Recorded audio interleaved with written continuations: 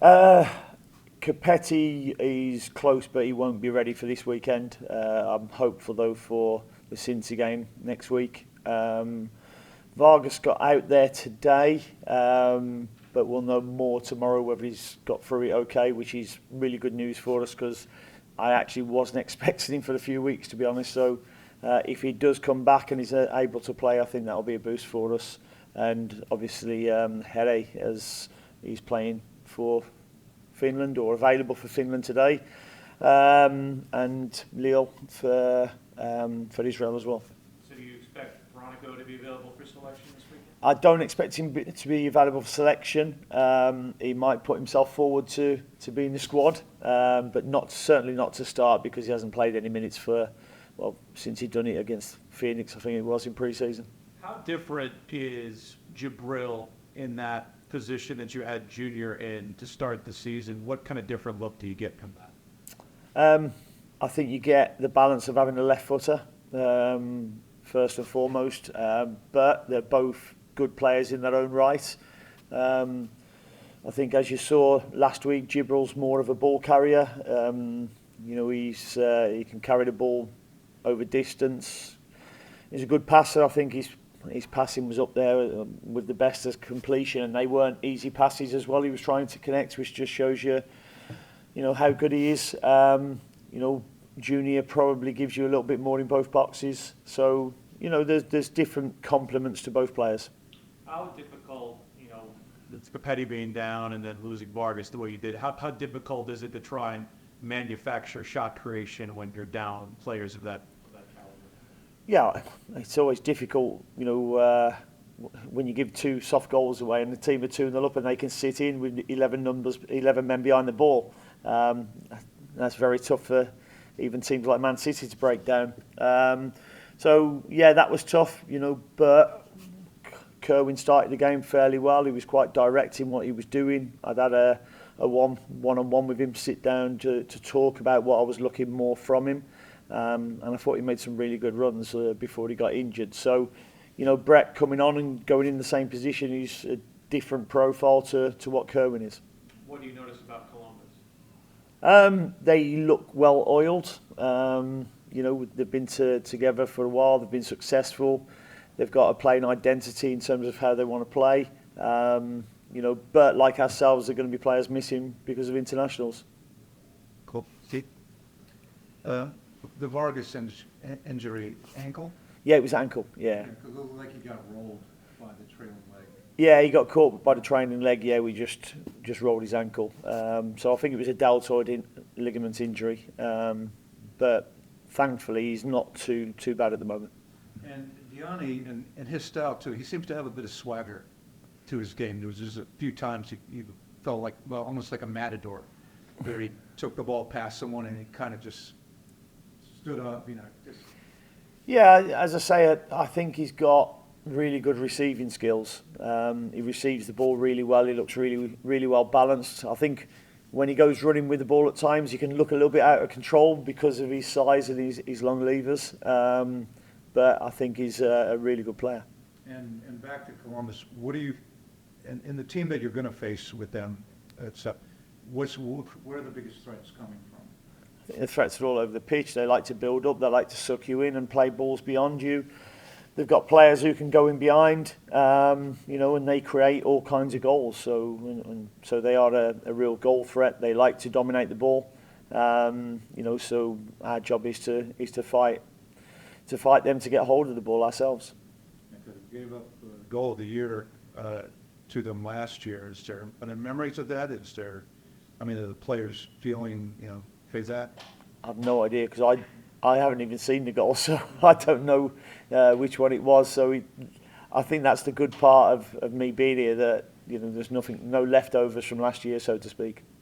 Yeah.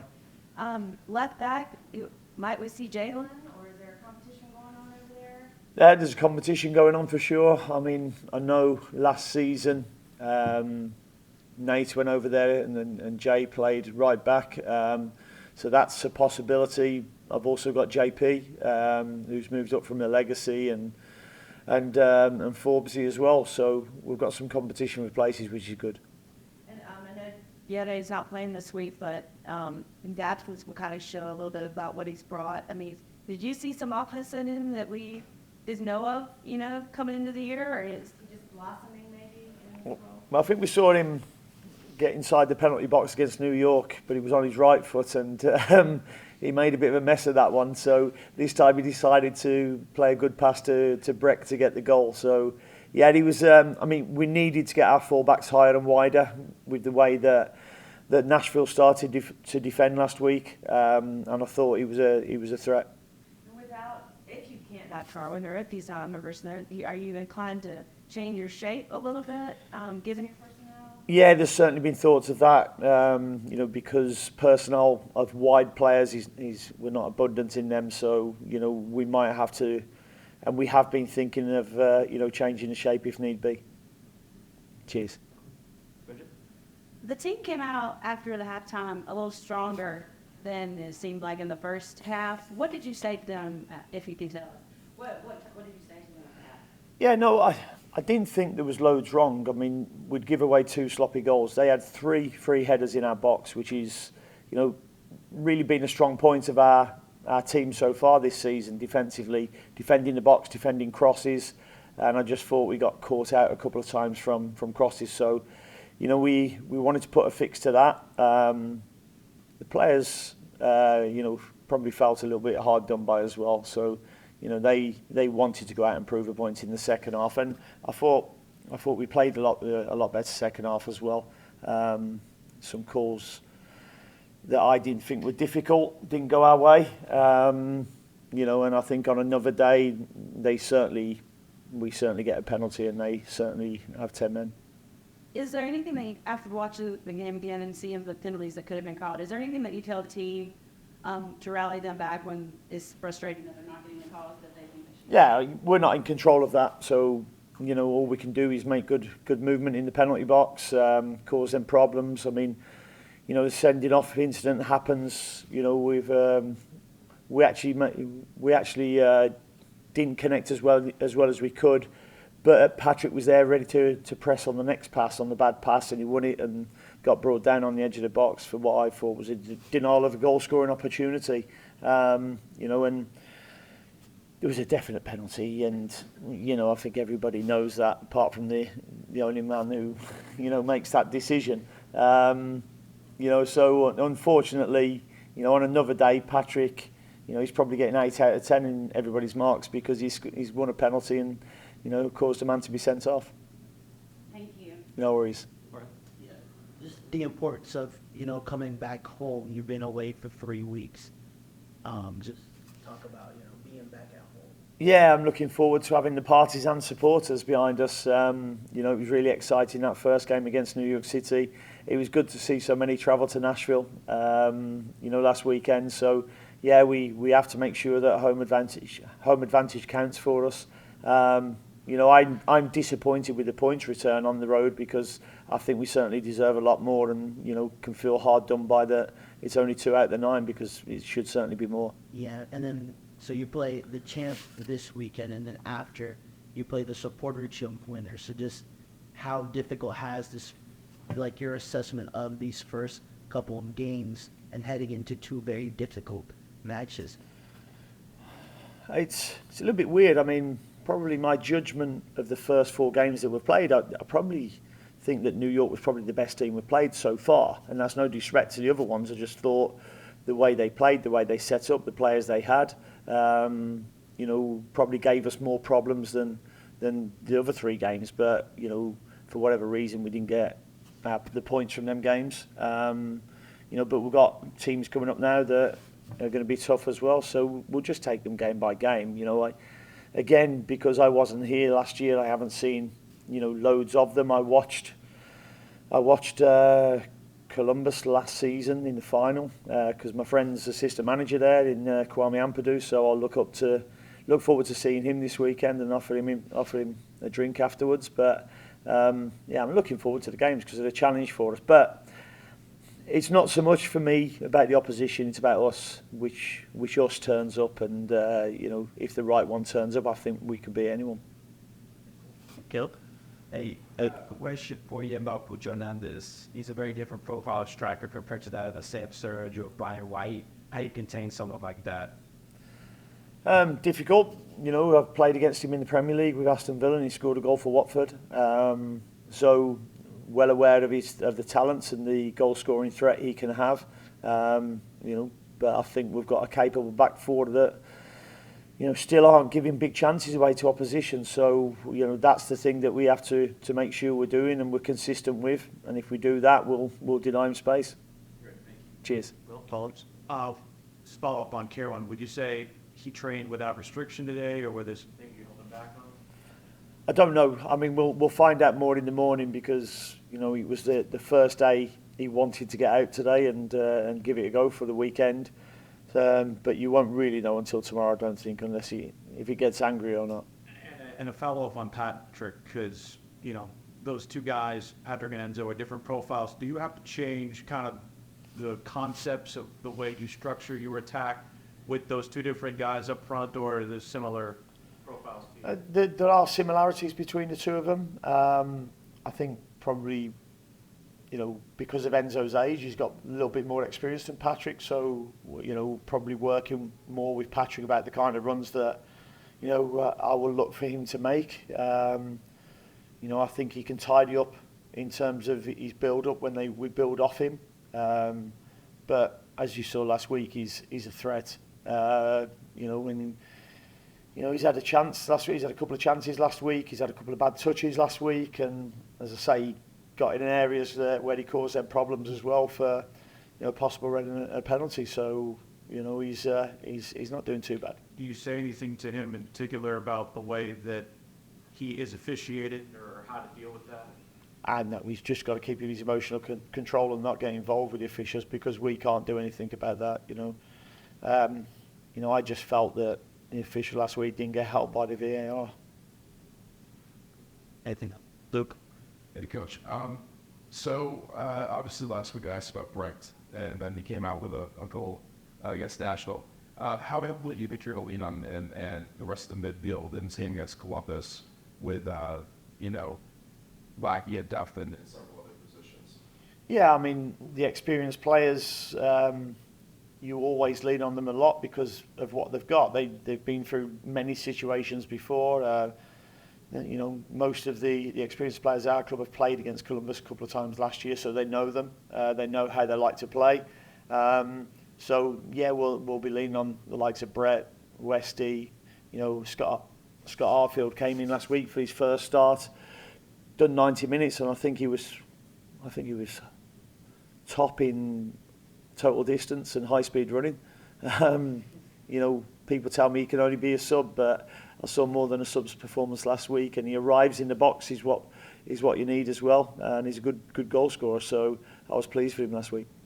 I've heard some rumors about Wilfred Nancy from Columbus possibly being linked with a move to the Premier League. When there are rumors out there that a coach may be on the move at some point during the season, in your experience, has that ever affected team morale or the way that those type of teams would approach a game? No, not at all. They're just rumours. We're not in control of what other people say about us, so, you know, you just have to continue what you're doing, work day in, day out. With Charlotte FC, we have a history of knocking off teams that go on to win championships or just coming off championship games. Columbus, obviously, one of the top teams in the league. How are you getting the team ready to play potentially the toughest fixture on the schedule without any DP players available? Well, I think for me, it's an opportunity for us to make a mark as well and tell everybody what we're about. You know, by playing the team that won it last year and going and trying to beat them. And if we do beat them, you know, it draws a line in the sand for us and our credentials and what we want to do. We want to be competing week in, week out, and I think it's a great challenge for all of us. Great. Last question. Obviously, you're known for your sense of humor. Am I? Who would you say is your favorite comedian or favorite comedy program? Ricky Gervais is my favourite comedian, although I did go and watch Jimmy Carr in Charlotte the other day as well for my birthday. Yeah, I think I saw you there. He weren't bad, was he? No, very good. He was very good, yeah. Kelly, got one more. Just one more. You went to the Crown Legacy match. what'd you take? Wizard up soccer? You really making some impressions? Yeah, it's been an interesting week. I went to I watched the Legacy game on Sunday. You know, it was a good challenge for both teams really. I think it was the opposition's first game as well. I think you know, so and their fans made some good noise there, so it made for a good game. I felt probably in the first half we were disappointed that we didn't put the game away in that first half, but it was nice to go and see it. I went to watch my boy play last night in the US Open as well at South Carolina United Bantams, if I've got that right. So I went there last night and watched that, and then I'll be watching the Legacy again on Sunday. So it's been a total football week for me. Just, I guess, on Nick Stardina and his performance, you know, he's been with the first team training, and I guess just he scored as well with Crown Legacy last week, and just thoughts on him. Yeah, Nick's done really well, and he's been training with us today. He won't play tonight in the US Open because, you know, he'll be part of our squad for the weekend. But I've been pleased with the progress that Nick's been making. I think he's equally comfortable as a fullback or a wide right player. So it was nice to see him pop up and score. You know, although he kept banging into them sideboards an awful lot during the game. The advertising board in. So yeah, he's doing really well and been pleased with him so far. Cheers. I got Sam on the Zoom, so go to you, Sam. Hey, Coach. Again, happy birthday. Most of mine are going to be fun, but we saw Brendan Cambridge. What, most of your birthdays or most of your questions? I'll ask one for every candle. So we saw Brandon Cambridge walking around pretty well. What does his recovery journey look like? Or do you have any knowledge of that? Yeah, no. So he's running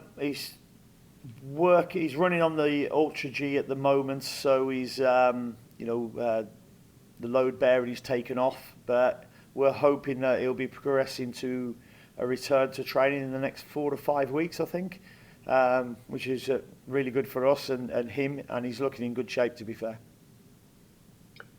Carol sort of stole my question, but I wanted to ask if you could go a little into deeper about Crown Legacy and, you know, just what you've seen with the team, what you saw this past weekend, and how you think they're contributing to the organization. Yeah, they've always been contributing to the organisation, because you only have to look at the performances of some of the ex-Legacy players who are playing for us now.